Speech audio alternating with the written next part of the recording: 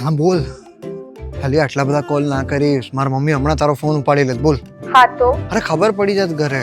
એમાં પાછું થયું કેવું કે મેં તારું નામ બાબુ કરીને સેવ કર્યું છે. તો મમ્મી મારી સામું જોતી હતી. એટલે મેં કીધું એ તો આપણે પેલા સોસાયટી વાળા બાબુભાઈ છે, લાય મને ફોન. આવું કેવું પડ્યું બોલ. હા આશીષ નહીં ડોબુ. થોડી વાર તો ડરી ગયો તો હું. મેં કીધું હવે શું કરું. શું કરે છે તું? બસ કઈ નહીં, લખવા બેઠી છું. અચ્છા નાઈસ. સારું, વાંધો નહીં, ચાલ હું તને થોડી વાર પછી ફોન કરું. સારું પણ પછી મને કોલ નહીં કરતી. ચલ બાય. લે, કેમ?